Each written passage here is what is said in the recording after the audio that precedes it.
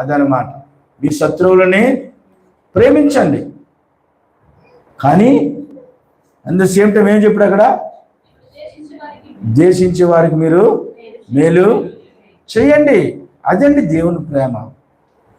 దేవుడు ప్రేమది. యేసు ప్రభు వారు అలాగ మనకు చూపించారు. ఆయన సిలువ మోసే సమయంలో, ఆ శ్రమల దినాల్లో, ఇప్పుడు మనం కూడా శ్రమల దినాల్లో ఉన్నాం. ఆ శ్రమల దినాల్లో ఆయన పడినటువంటి శ్రమలు ఎంత ముళ్ళు కిరీటం అండి, ఎంత సిలువ అండి.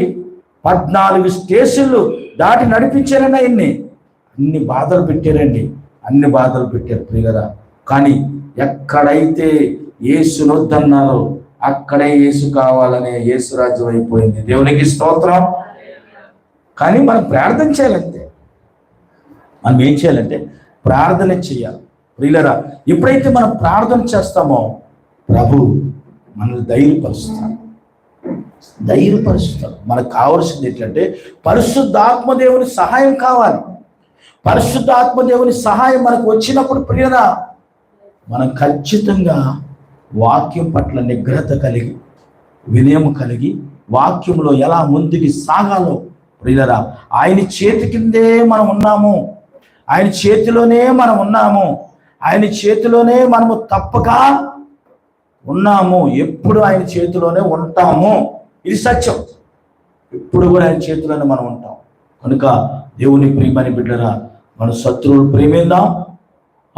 వీలైతే ద్వేషించే వారికి మేలు చెయ్యండి, మిమ్మల్ని శపించే వారిని దీవించండి, మిమ్మల్ని బాధపరచే వారి కొరకు ప్రార్థన చెయ్యండి అన్నాడు. చూసారా, ఇవన్నీ దేవుడు చెప్పాడండి. ఇవన్నీ కూడా ఫాలో అయితే ఏమి ఉండదు, అంత సమాధానము, ప్రశాంతత. ఆమేన్ చెప్పండి. హల్లెలూయా. సత్యమండి ఇది. దేవుడు చెప్పిన వాక్యాన్ని మనము అలాగ పాటిస్తే చక్కని సమాధానం వస్తుంది. చక్కగా నిజమేనండి ప్రియులరా. ఇప్పుడు ఇద్దరు అక్క చెల్లెలు ఉన్నారట, తండ్రి దగ్గరికి వెళ్ళారట.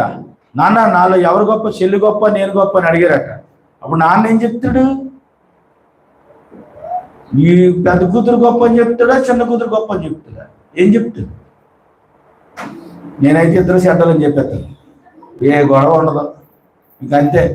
ఎందుకంటే ప్రభువుని ఎక్కువ ప్రేమించాలి. దేవునికి స్తోత్రం. వీళ్ళు గమనించండి, ఎప్పుడైనా జీవితంలో అలాగే చెప్పిస్తే ఇక మా డాడీని ఎప్పుడు అడగకూడదు అని ఒక తీర్మానానికి వచ్చేస్తాం. ఎందుకు? పొగిడితే శ్రమ. ఏమన్నాడు అక్కడ?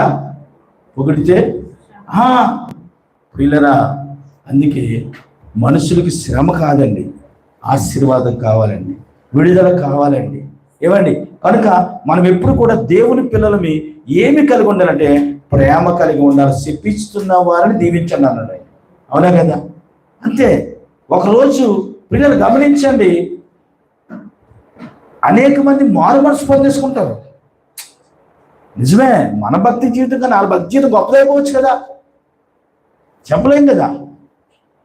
ఏమో, నాకైతే కొన్నిసార్లు అలాగ అనిపిస్తుంది.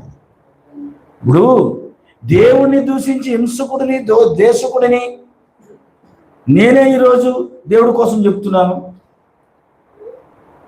యేసు ప్రభువుని దుర్భాషలాడినటువంటి వాడిని మారవచ్చు, ఎవరైనా మారవచ్చు, ఏ సమయమైనా ఎప్పుడైనా మారిపోవచ్చు, చెప్పలేం. మనం ప్రార్థన చేయాలి. శాంతి, సమాధానము, ప్రార్థన, ఈ మూడు కూడా మనిషిని చక్కనైన నడవడికలో నడిపిస్తాయి. అంతే, అదే మనం కలిగి ఉండాలండి.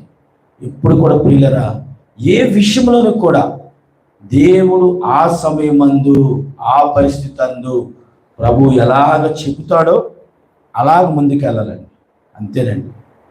మనం ఒకరికొకరిని సపోర్ట్గా ఉండాలి, ప్రార్థన సపోర్ట్ ఇవ్వాలి, దేవుడు కనుసనల్లో మనం ముందుకు వెళ్ళాలి, దేవుని ఆశీర్వాదాలు మనం పొందుకోవాలి. ఈ లోకము వెలుగై ఉంటుంది కనుక మీరు నా పిల్లలు వెలుగులో నడుస్తున్నారని దేవుడు చెప్పాడు కనుక ఆ వెలుగుని దేవుడు మనకి ఎప్పటికప్పుడు ఇస్తూ ఉంటాడు, ఆలోచనిస్తూ ఉంటాడు. ప్రభు మనల్ని నడిపిస్తూ ఉంటాడు. దేవుడు మనల్ని కాపాడునుగాక. ఆమేన్. ప్రార్థన చేసుకున్నాం. మహాపరిశుద్ధుడు అయిన తండ్రి, జీవాధిపతి అయిన దేవ,